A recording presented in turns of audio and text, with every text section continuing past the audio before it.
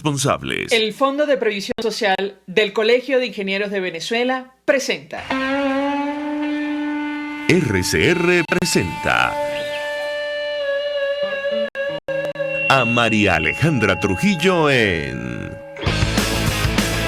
Palabras más, palabras menos. Palabras más, palabras menos.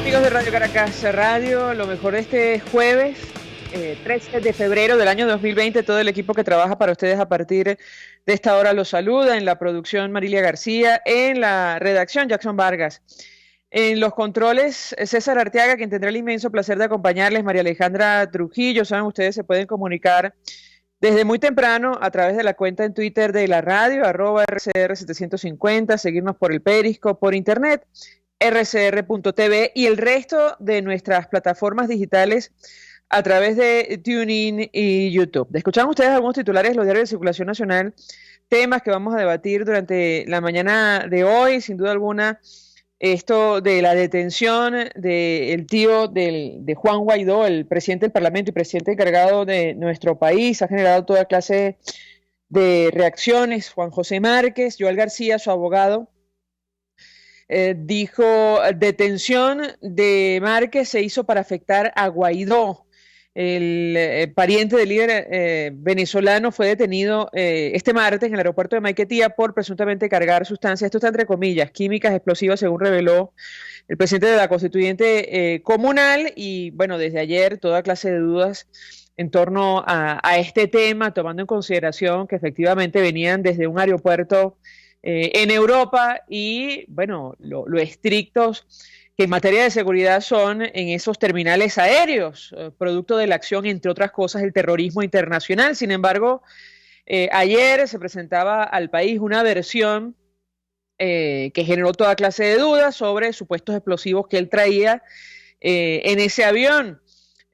Acompañando, por cierto, al presidente encargado Juan Guaidó, quien fue agredido como otros diputados y personal de la prensa que estaba en el aeropuerto de Maiquetía. Es una excusa, esto está entre comillas, lo dijo ayer Joel García, para aprender a algún familiar de Guaidó y afectarlo a él directamente. Querían aprender a su mamá, pero como no se pudo, aprendieron a Marrero y ahora a su tío. Esto expresó el abogado. Se preguntaba qué le podrían imputar, no sabemos. Ahora, ¿qué podrían inventar? Mucho, porque si viene de un vuelo desde Lisboa, en donde fue chequeado su equipaje y su persona, no creo que trajera consigo nada que lo pudiera comprometer. Y bueno, efectivamente, esta era la inquietud que leíamos ayer, al menos en redes sociales, a propósito de la versión oficial que se presentó ayer por medios de comunicación. Habrá que ver en qué termina, insistimos, este caso. Tomando en consideración, bueno, lo que está, la perspectiva que tenemos por delante y lo que ha dicho concretamente el presidente del Parlamento y presidente encargado Juan Guaidó, que, bueno, la presión internacional va a aumentar en los próximos días. Ayer el presidente Donald Trump se refería a Venezuela, luego, bueno, en compañía, perdón, del presidente de Ecuador, Lenín Moreno, y él decía que iba a estar muy pendiente de nuestro país. Concretamente se refería a los venezolanos que están en los Estados Unidos y él decía que había cientos de venezolanos en ese país y ellos iban a cuidarlos, palabras más, palabras menos. Así lo refería el corresponsal, el periodista de La Voz de América. El presidente Trump dijo: tenemos a millones de personas de Venezuela viviendo en Estados Unidos y muy exitosos, aman a nuestro país, aman a Venezuela, nos encargaremos de cuidar a los venezolanos. E inmediatamente la reacción del gobierno norteamericano de algunos funcionarios ante la detención del tío de Juan Guaidó fue pedir, como es natural, su liberación y condenar estos hechos. El presidente Lenín Moreno, luego de reunirse con el presidente de los Estados Unidos, decía: nosotros debemos incentivar a ese pueblo, a los venezolanos, a que recupere lo más pronto posible su libertad, porque luego el camino será más tortuoso. Y ayer fue Día del Estudiante, Días de la Juventud en nuestro país, y los estudiantes universitarios salieron a manifestar. Y justamente vamos a hablar de estos temas porque la juventud y los niños son los más afectados por la crisis que afecta a nuestro país, que avanza, que no se detiene, de la cual no dicen absolutamente nada en el equipo que acompaña a Nicolás Maduro. Ellos están preocupados por el entorno de Juan Guaidó, por el destino de la Asamblea Nacional, si tienen o no control del Parlamento, pero lo cierto es que continúa la salida de nuestros jóvenes y hay una amenaza cierta sobre la autonomía universitaria. Para hablar de estos temas vamos a saludar a David Sosa, presidente de la Federación de Centros Universitarios de la Universidad Central de Venezuela. Lo vimos ayer en manifestación. David, gracias por atendernos. Buenos días. Me dicen que tenemos a Clavel Rangel. Le comento a mi equipo que estoy transmitiendo por el teléfono y por eso no, en la pausa podemos coordinar, podemos ponernos de acuerdo para ver la conversación que tenemos por WhatsApp internamente, pero tenemos a Clavel Rangel, periodista desde el sur de nuestro país. Ella ha participado en una investigación y con ella queríamos hablar justamente acerca del impacto que ha tenido la crisis para los niños. Insistimos, un tema del que no dice nada el entorno de Nicolás Maduro. Una investigación del diario The Guardian de Reino Unido, y entre otras cosas ellos titulaban que se trata de un dolor que jamás será superado, la crisis de los bebés en Venezuela que mueren producto de la desnutrición. Clavel, millón de gracias por atendernos. Muy buenos días. Muy buenos días, Mariale. Pues mucho interés de conocer los detalles que puedas compartir con nosotros acerca de esta investigación que duele y mucho, con fotografías incluidas, que retrata la crisis de desnutrición y lo que está ocurriendo con nuestros niños en el sur del país. ¿Qué puedes decirnos? Bueno, lo que publicó ayer The Guardian es la muestra de una crisis que sigue intacta allí y que según los médicos que están en las emergencias pediátricas va a empeorar, según lo que ellos están viendo. Recorrimos el estado Bolívar desde Sumeremo, el Callao hasta Ciudad Bolívar, solo como para tomar una muestra como representativa de lo que sabemos que ocurre en otras regiones del país, inclusive en Caracas, pero que lo que han llamado algunos estas burbujas económicas que están surgiendo, así como han surgido en Caracas, también las hay acá en el estado Bolívar y en otros estados del país, parece olvidar que la crisis que se está viviendo, y en el estado Bolívar en particular, donde el gobierno ha utilizado el oro como una alternativa de sustento económico en este momento, eso no ha traído ninguna mejoría ni ninguna inversión social.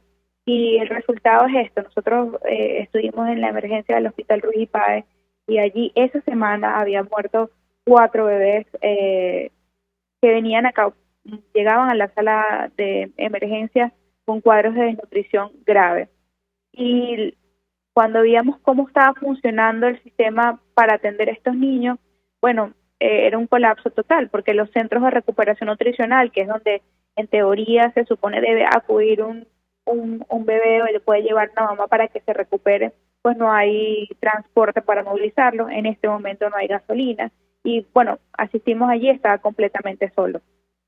Pero en la emergencia pediátrica, las emergencias pediátricas han podido subsistir, al menos en Ciudad Bolívar, es por el apoyo económico que reciben venezolanos desde el exterior o gente que apoya, no necesariamente por la atención del Ministerio de Salud. Pero lo más grave es que Ciudad Bolívar queda a 1 hora de Ciudad Guayana, pero en el caso, por ejemplo, del Callao, a 3 o 4 horas. Y en los hospitales, las emergencias pediátricas, que era el hospital Menca de Leoni, el hospital pediátrico Menca de Leoni, que lleva ya casi, va a cumplir este año 2 años cerrados. Y ese hospital es clave para todo el suroriente del país. El gobernador Justo Noguera dijo que prometió una recuperación de esto hace 2 años y hoy día está completamente desmantelado. La consecuencia es que muchos niños no llegan ni siquiera a una emergencia pediátrica porque no tienen cómo trasladar a sus padres, no tienen cómo trasladarse, o simplemente es este colapso que puede verse en otras salas. El Hospital Uyapar, que es el segundo que tiene emergencia pediátrica también acá en el estado Bolívar, no tiene insumos ni suficiente personal como para atender, de modo que todas las emergencias realmente graves terminan trasladándose al Hospital Regis Páez, que repito queda a 1 hora acá. No todo el mundo puede trasladarse para allá. Entonces, lo que alertan sobre todo los médicos es que ante el aumento de los precios, o sea, hay la falta de lactancia materna y aunado al alto precio de la fórmula láctea, pues las madres o las familias, algunas de ellas son la mayoría, un grupo importante de estos niños son niños dejados atrás. O sea, la familia o se fue a la mina a trabajar, lo dejó a su bebé con una tía o con su mamá, con su abuela encargado, o bueno, migró para buscar otros medios de sustento económico. Entonces estos bebés están llegando, bueno, alimentados con cremas de arroz, con alimentos que no son para bebés y que no alimentan específicamente, que no sustituye la lactancia materna o lo que puede proveer la leche, y llegan en este estado de nutrición. Y bueno, esto está algunos datos, y perdón que te interrumpa. Algunos datos que publica The Guardian recoge el testimonio de los médicos. Uno de ellos dijo, esta situación me hace sentir enfermo, bueno, porque es que, y con lágrimas en los ojos, tratan de salvar a estos niños, pero como tú comentas, no tienen los insumos para ello, y el periódico reconoce, este periódico británico, que es difícil saber la extensión de esta calamidad, tomando en consideración la falta de información. Quisiera tu comentario al respecto. Sí, bueno, como ustedes saben, no hay informes epidemiológicos. Los últimos que se publicaron fue en el 2016.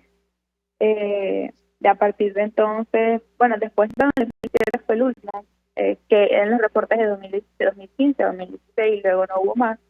Y, por ejemplo, acá en el estado Bolívar, el cierre de las emergencias pediátricas, una oficial y otra no oficial, como la de Uyapar, está abierta, pero que al final no puede recibir, lo que también genera para los médicos es que ellos no saben la magnitud del problema, porque dice, prácticamente hay que ir a buscar los pacientes a sus casas, no están llegando porque saben que no hay nada, al menos en el caso de Ciudad Guayana, San Félix y Puerto Ordaz. Y esa falta de datos es también lo que impide, bueno, manejar una situación de crisis. En este momento el estado Bolívar es uno de los estados priorizados por ejemplo, por Cruz Roja, por UNICEF, por ACNUR, por organizaciones de Naciones Unidas que están acá. Y bueno, nosotros pensamos cuando veíamos esta situación que debe ser súper complejo trabajar en una circunstancia donde la crisis de transporte, de insumos, de movilización, de información, hace tan complejo movilizarse en el estado Bolívar. Sin embargo, la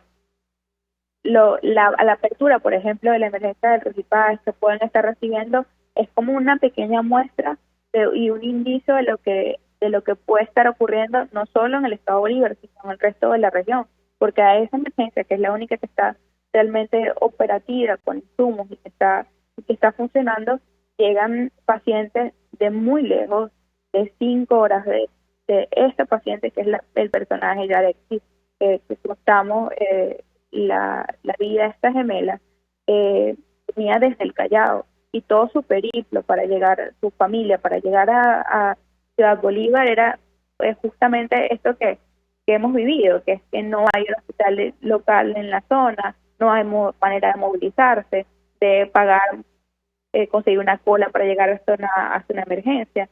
Todo ese viacrucis que viven las madres en este momento es lo que son las historias que se multiplican en esta sala de emergencia y que hace indicar lo que dice justamente uno de los médicos que participan en esto, es que se va a poner peor, porque la brecha, que ya lo han dicho los economistas, y bueno, y tú sabrás, la brecha económica está haciendo que, bueno, un porcentaje pequeño tiene acceso a esto, pero la gran mayoría termina excluida del sistema.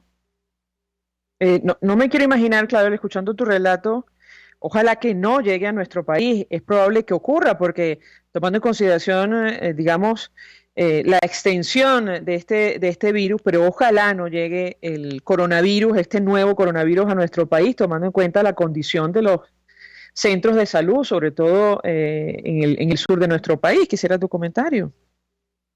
Bueno, en el sur específicamente, el contraste es muy fuerte porque estamos viendo un estado donde sí se movilizan camiones a través de la troncal 10 que comunica con Brasil para la entrada de alimentos. Por ejemplo, el gobernador Justo Noguera prácticamente hizo del municipio de Gran Sabana su sede capital. Hay movilización de camiones trasladando material aurífero, pero no ves alrededor, por ejemplo, el hospital pediátrico Menca de León, y que, repito, que es tan importante no para el estado Bolívar, para el sur del país, porque aquí llegan pacientes desde Monagas, desde el Tamacuro, porque es un hospital especializado para atender a niños, completamente cerrado y desmantelado. Es una muestra de que esta visión económica pues no tiene pensado este tipo de redundar en mejoría para, al menos para quienes viven al sur del país. Y bueno, como ustedes saben, Bolívar, aquí comenzó la difteria, la epidemia de paludismo que hay y malaria que hay en todo el país vino exportada por la migración interna del estado Bolívar. Y bueno, ahorita hay unas organizaciones de Naciones Unidas que están empleando algunos métodos de contención acá, pero bueno, conversando con médicos y especialistas, y lo mismo que ha dicho Naciones Unidas, es insuficiente para la magnitud de la crisis. Con lo cual, lo que uno termina es como admirado por el esfuerzo de ciudadanos y gente organizada que hoy día está trabajando para atender a pequeños grupos sin desconocer la magnitud del impacto, pero haciendo lo que está más cerca de sus manos. Y eso, bueno, eso es como la esperanza que tienen los médicos de la capacidad de organización que se ha desarrollado en estos momentos para atender lo que no resuelve el problema y que es insuficiente, pero que al menos permite que alguien pues reciba una atención primaria en algún momento. Ángel, gracias por atendernos, acompañarnos estos minutos. Periodistas de Bolívar. Ella participó de una investigación que publicó el diario británico The Guardian, retratando la gravedad de la crisis, el impacto sobre nuestros niños en el sur del país, concretamente en esta zona, y que tiene que ver, entre otras cosas, con la situación del sistema de salud venezolano. Como decía el secretario adjunto de Naciones Unidas, que estuvo en Venezuela el año pasado, él observó que los hospitales estaban al borde del colapso, aunque el entorno de Nicolás Maduro lo niegue. A esta hora vamos a la pausa. A regreso venimos con más. Usted escucha Palabras Más, Palabras Menos en RCR 750 AM. Puedes seguirnos en nuestras redes sociales. En Twitter, @RCR750, la radio que se ve. Mensaje del ingeniero Kenick Navarro, presidente del FONPRES CIB. Apreciado colega ingeniero, arquitecto y afín, el Fondo de Previsión Social del Colegio de Ingenieros de Venezuela, FONPRES CIB, diseñó para la protección de tu salud el Sistema Integral de Previsión Social. El mismo tiene a tu disposición beneficios de la solvencia, asistencia primaria de salud, el plan de salud con coberturas de acceso VIP, todos estos planes pensando en la protección de tu familia. Para mayor información visita fonprescib.net.be. Colegio de Ingenieros de Venezuela, construyendo futuro. Serovka es una empresa que cuenta con un equipo de físicos, médicos, ingenieros, arquitectos y técnicos que brindan protección y seguridad radiológica a todas las clínicas. Serovka también ofrece capacitación al personal médico, técnico y de enfermería, así como la divulgación científica a pacientes sobre radioterapia, medicina nuclear y radiodiagnóstico. www.serovka.com y en las redes @Serovka. Serovka, empresa líder en protección radiológica con cobertura en toda Venezuela, América Latina y el Caribe. Hola amigos, soy María Corina Machado. Todos los martes, María Corina estará contigo por RCR 750 AM. Acompáñenme de 1 a 2 de la tarde. Contigo, María Corina. Todos los martes, contigo. Solo por RCR 750 AM. Porque lo bueno une. En RCR somos vanguardia. Toda la programación de tu RCR también la puedes seguir a través de la internet. Audio y video en tiempo real. Noticias y mucho más. No te pierdas ni un segundo de nuestra programación. No hay excusa ni cadena que valga para que dejes de escucharnos. Ingresa a rcr.tv, la radio que se ve. RCR 750 AM. Porque lo bueno une.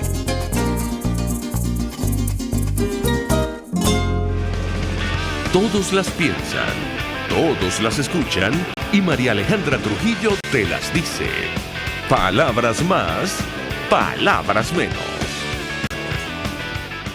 Continuamos, amigos, palabras más, palabras menos. A propósito de la radiografía que compartía con nosotros Clavel Rangel hace algunos minutos, periodista desde Bolívar, simplemente recordar que según los datos del último informe de SECODAP, al menos 930.000 niños se han quedado en Venezuela al cuidado de sus parientes. Ella compartía justamente algunos de esos testimonios en Bolívar, lo que ocurre con la desnutrición infantil, porque a pesar de que algunos venezolanos salen de Venezuela para tratar de enviar dinero a sus familiares, algunos, bueno, eso ni siquiera eso es suficiente. Y bueno, en el caso concreto de los jóvenes, es probablemente la población que, bueno, más ha salido de Venezuela. Nos acompaña David Sosa, presidente de la Federación de Centros Universitarios, Universidad Central de Venezuela. Ayer lo veíamos en manifestación. David, gracias por atendernos. Buenos días. Buenos días, María Alejandra. Buenos días también a la audiencia. Pues mucho interés de conversar contigo acerca de lo que está ocurriendo, la crisis, el impacto para los jóvenes. Ya vamos a hablar de la autonomía universitaria. Una de las reivindicaciones que defendían ayer en manifestación, Día de la Juventud, pero quisiera tu comentario, David, el impacto que ha tenido esta crisis para los jóvenes en Venezuela, que se traduce, por cierto, en la deserción, y ya me comentarás tú en las universidades. Te escuchamos. Sí, el impacto ha sido tremendo, tremendo. Se ve con el fenómeno de la migración de nuestro país, más de 6 millones de venezolanos, una de las crisis migratorias más importantes. Ya estamos llegando al nivel de un país en una situación de conflicto armado. Allí ya proyecciones de que los vamos a superar en algún periodo si continúan las condiciones actuales en el país. En ese sentido, bueno, ese grupo de venezolanos que han migrado, el mayor porcentaje es aquel que se considera joven. Sin duda eso sucede porque los jóvenes hoy día no vemos en Venezuela las condiciones propicias para nosotros poder desarrollarnos, para nosotros tener las oportunidades que quisiéramos tener para lograr nuestros objetivos, nuestros sueños, lo que quisiéramos lograr en nuestras vidas. Ahora, David, a propósito de las protestas el día de ayer, escuchábamos declaración que ofrecías sobre el destino de la Universidad Central de Venezuela y las amenazas ciertas sobre la autonomía. ¿Qué puedes compartir con nosotros?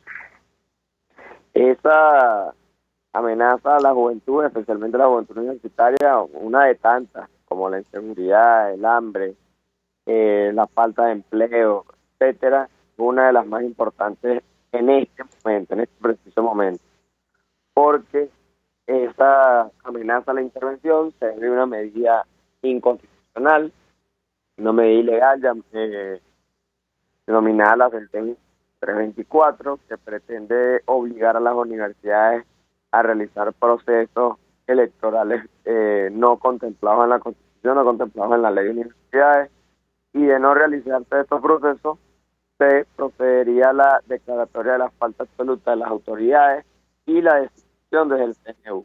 La fecha máxima que fija esta sentencia para el cumplimiento de estas medidas el 27 de febrero. Estamos a 14 días.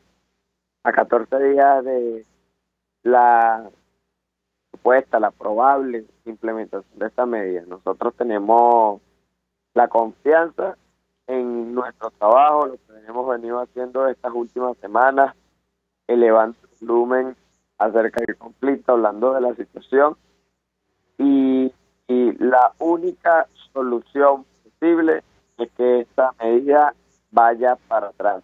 Esta medida tiene que suspenderse, no es aplicable y no vamos a permitir en la Universidad Venezolana que se avance con estas ideas, con este plan.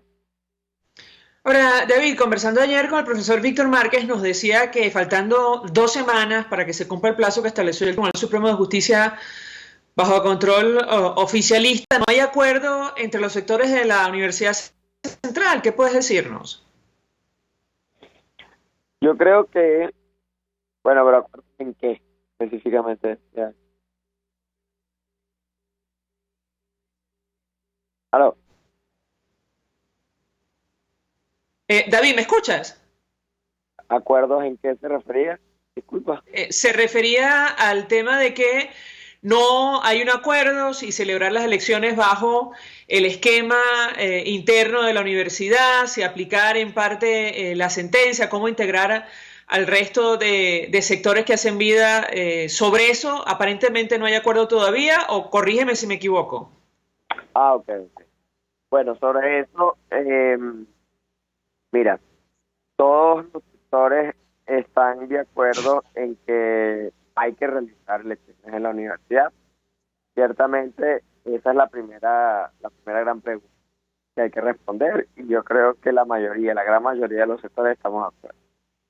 Ahora, sobre cómo realizar ese proceso de donde se encuentran las distintas instituciones, hay algunas barreras institucionales. Por ejemplo, nos planteamos la renovación de la comisión electoral. Esta comisión electoral se encuentra vencida en algunos de sus representantes. Nosotros desde el sector estudiantil ya realizamos la renovación de los representantes estudiantiles.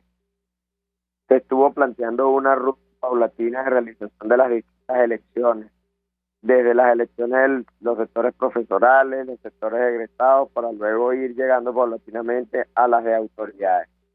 Ese es el debate en el que se encuentra ahorita la universidad. Es evidente que no vamos a poder realizar un proceso electoral ya antes del 27 de febrero, por lo que las medidas que debería tomar en este momento el sector universitario es uno de resistencia frente a la implementación de esta medida y evidentemente buscando la suspensión del proceso. En paralelo a esta serie de actividades que se tienen que realizar de resistencia, se sigue trabajando en el acuerdo de cómo realizar el proceso electoral. También tengo entendido que hay algunas propuestas para la inclusión de ciertos sectores. Yo debo decirlo, la responsabilidad de los estudiantes, no necesariamente estamos en contra de la inclusión de sectores. Eso ha sido una reivindicación histórica del movimiento estudiantil, incluso una reivindicación latinoamericana. Cuando vamos a cualquiera de las universidades, nosotros vemos que los estudiantes normalmente nos simpatiza, apoyamos la inclusión de sectores, pero ciertamente no apoyamos que el voto sea paritario. Ciertamente no apoyamos que sea una imposición desde el Estado venezolano. La autonomía precisamente nos da el marco para dar nuestra propia discusión y en el marco de nuestra propia autonomía nosotros establecer un criterio, establecer un procedimiento que permita la inclusión sin arriesgar un proceso que no es político, que es académico y que por tanto tiene que tener, en el cual tienen que tener mayor peso los profesores, mayor peso evidentemente los estudiantes y los egresados, que son los miembros actualmente establecidos en nuestra Constitución, los miembros de la comunidad universitaria que aportan al debate académico. Ahora, David, ¿qué tienen planteado si, llegado el momento, se produce la intervención de la universidad, tomando en cuenta lo que dices, que es imposible organizar un proceso, al menos en las próximas 2 semanas? Te escuchamos. De llegar al 27 de febrero, nosotros estamos ya con una planificación de actividades como lo hemos venido realizando y obviamente pues estaremos en las calles.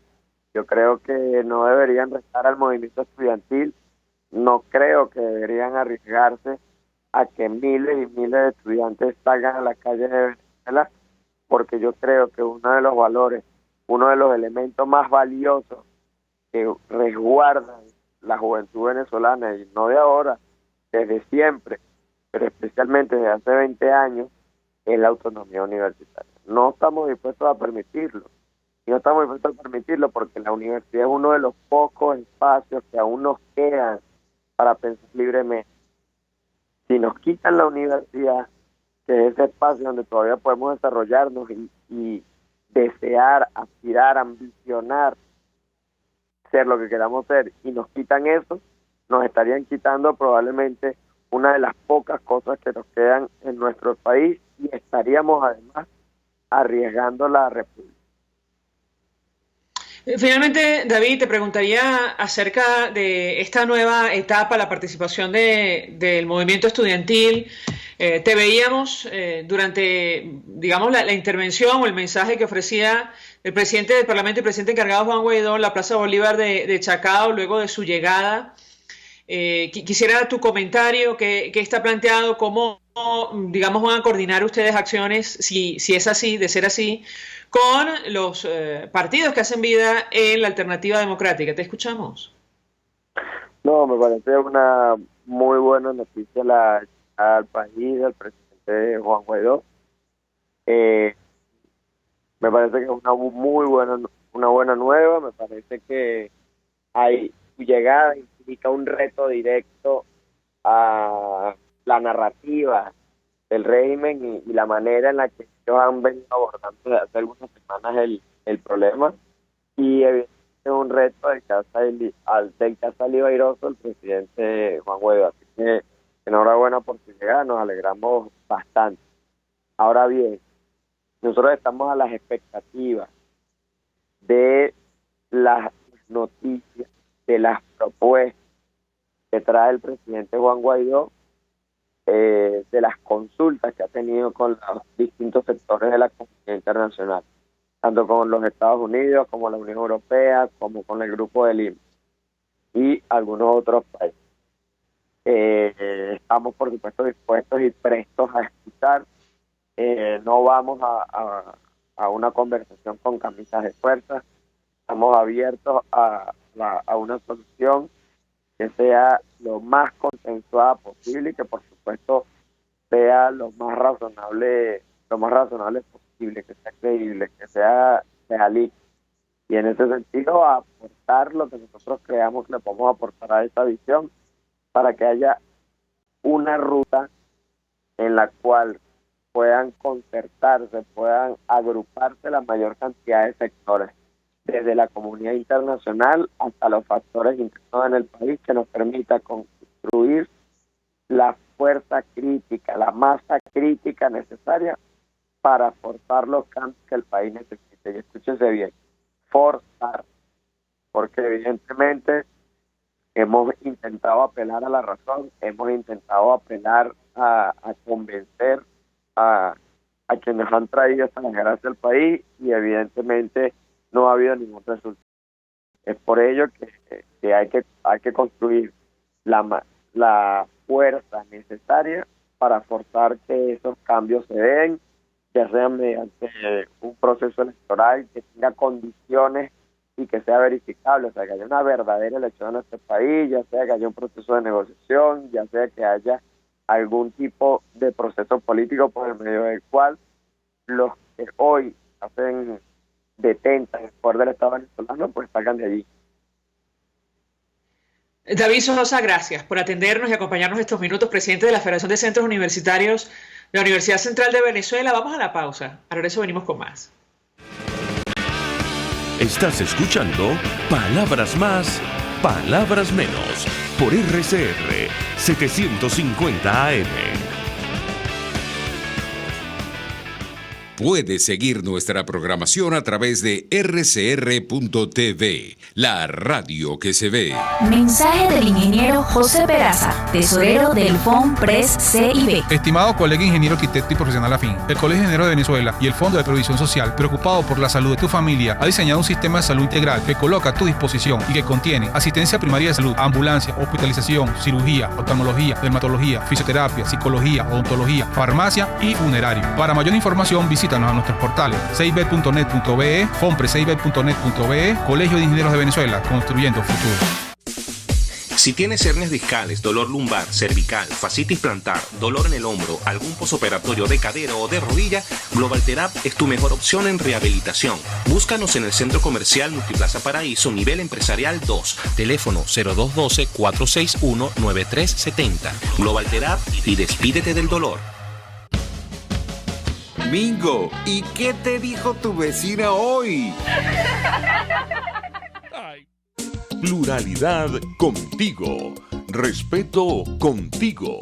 Responsabilidad contigo. Libertad contigo. Estamos contigo y punto. De lunes a viernes a la 1 de la tarde. Contigo. Solo por RCR 750 AM. Porque lo bueno une. En la crisis se encuentran las oportunidades. Aquí en Sin Estrés se las mostramos con invitados especiales que nos regalan sus experiencias por una Venezuela mejor. Cada tarde, de lunes a viernes a las 3, desde el emprendimiento, la educación, la salud y el entretenimiento. Por nuestra calidad de vida se nos hace necesario tomar un respiro del agobio diario, dedicar unos minutos a la salud mental y emocional para vivir sin estrés. Sin Estrés, de lunes a viernes a las 3 de la tarde por RCR 750 AM y rcr.tv, la radio que se ve. En RCR somos vanguardia. Toda la programación de tu RCR también la puedes seguir a través de la internet. Audio y video en tiempo real. Noticias y mucho más. No te pierdas ni un segundo de nuestra programación. No hay excusa ni cadena que valga para que dejes de escucharnos. Ingresa a rcr.tv, la radio que se ve. Este y todos los domingos, conversaciones con Gustavo Trías. Crónicas, testimonios, anécdotas, cuentos de programas de radio y televisión de otros tiempos, de sitios de diversión en todo el mundo, compositores, políticos, artistas de cine famosos, todos tienen historias, todos los domingos a las 9 de la mañana, historias bien contadas. Sintonícenos a través de rcr.tv, @rcr750, la radio que se ve.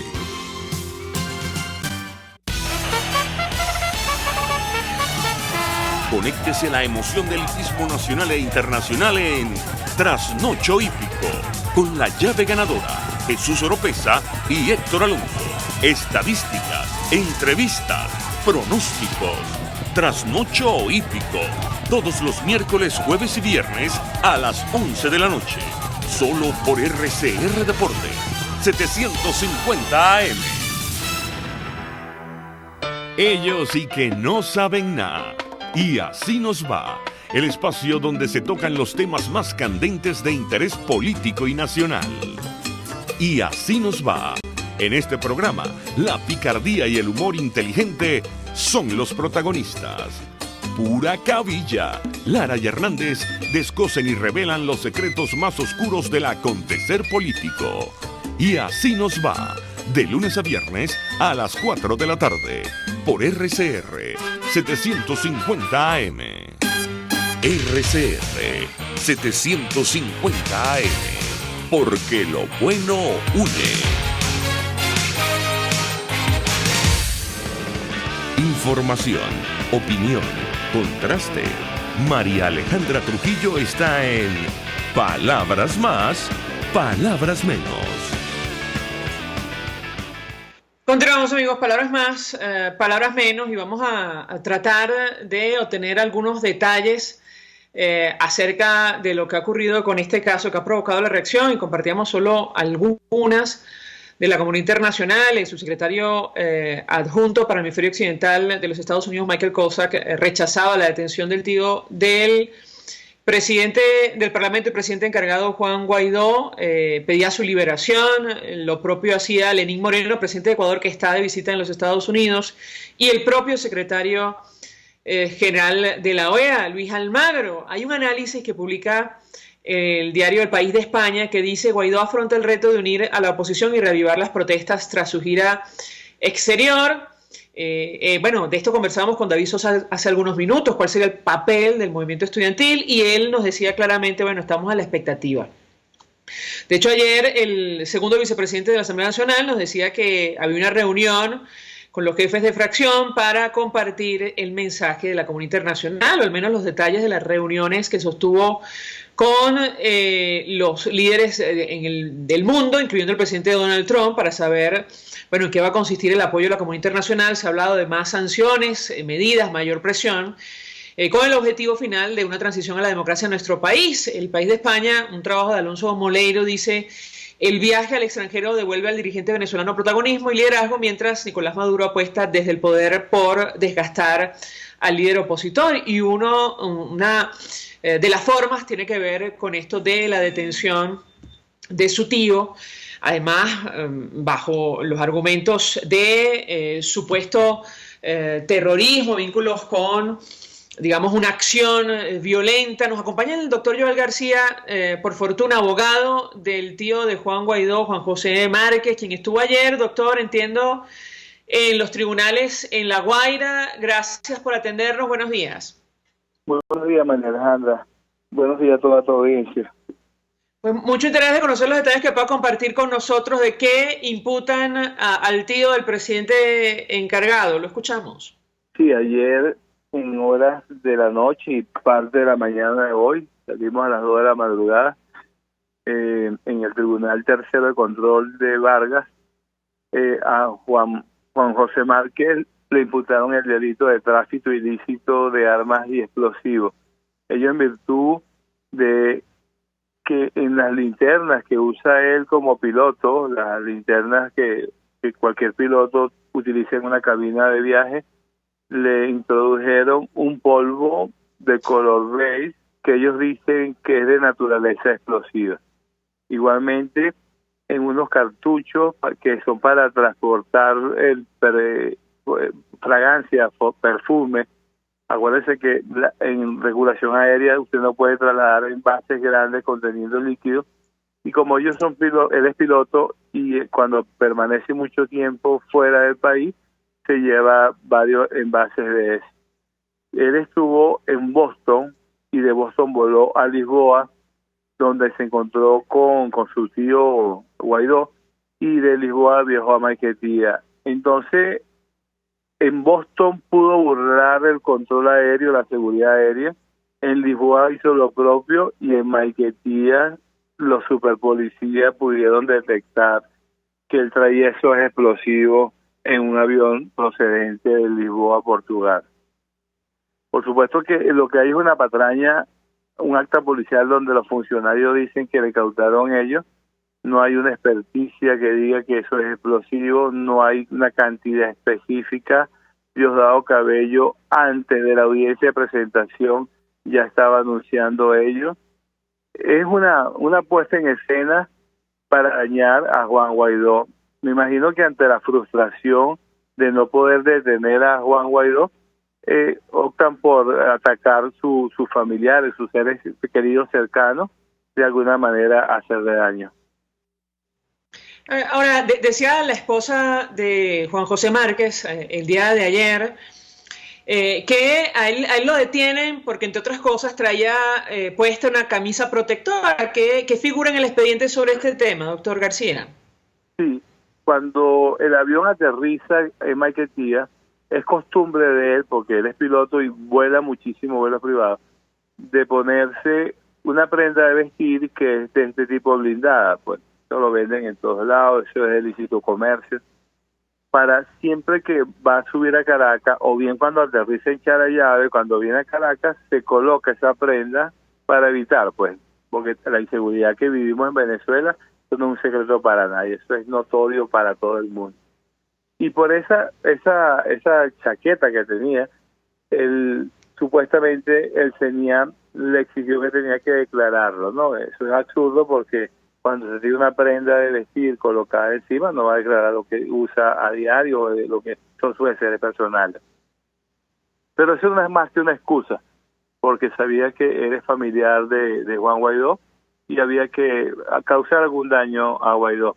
Vimos lo que pasó en el aeropuerto, y esto, bueno, también fue la guinda de la torta de detenerlo a él para presionarlo. ¿En qué condiciones está, doctor García? ¿Usted pudo verlo? Sí, pudimos asistirlo a la audiencia. Esa audiencia comenzó como casi a las 12 de la noche. Salimos allí a las 2 de la mañana. Y bueno, para ser totalmente veraz, lo vi, no ha sido maltratado, no ha sido dejado como es costumbre de ellos, y lo vi bien, por supuesto preocupado por la situación, y más todavía cuando se enteró de lo que le habían puesto, pero bueno, sabemos que así juega esta gente, pues. ¿Cuál es el lugar de reclusión, doctor García? Ok, a él se le imputó el tráfico ilícito de explosivos. Artículo 38 de la Ley Orgánica contra la Delincuencia Organizada y Financiamiento del Terrorismo, y se le fijó como sitio de reclusión, y donde se mantuvo desde su aprehensión el día martes, es la de GECIN en la sede de Boleíta. La Dirección General de Contrainteligencia Militar, pero él es un civil, doctor García. Sí, pero allí hay muchos civiles. Acuérdense que aquí nosotros estamos en un gobierno militarista, donde lo militar y lo civil se confunden. Hay civiles juzgados por tribunales militares, hay militares juzgados por tribunales ordinarios. Aquí estamos en un estado de anomia. La Constitución se utiliza cuando a ellos así le convenga. Cuando no le conviene, no la utiliza. Usted decía, doctor García, que ellos querían inicialmente, leímos una declaración que publicaba el Universal, pues hacer algo contra la madre del presidente Juan Guaidó, y en vista de que no pudieron, pues procedieron a hacerlo con su tío. Quisiera su comentario al respecto. Yo me refiero al comentario que hizo Christopher Figuera, quien fuera el director del SEBIN, es decir, el jefe de inteligencia de Venezuela. Posterior al 30 de abril, cuando él pudo salir de Venezuela, hizo sus declaraciones allá en Miami, él dijo que Nicolás Maduro le ordenó a él detener a la madre de Juan Guaidó. Y él le dijo que cómo lo iba a hacer, que esa señora estaba enferma. Y según los dichos de Christopher Figuera, le dijo, entonces mete preso a Roberto Marrero. Y le preguntó, ¿y cómo y qué le voy a hacer para poder meterle preso? Siémbrale armas. Eso sucedió en aquella oportunidad. Roberto Marrero había llegado por Maiquetía también, después de aquello de hechos de Colombia, y a los días fue metido preso Roberto Marrero, el 21 de marzo para ser específico, que ya está a punto de cumplir un año. Igualmente, acaba de suceder con el tío, con Juan José Márquez. Regresan en un vuelo, entra a Guaidó, no tocan a Guaidó, pero al familiar se lo detiene.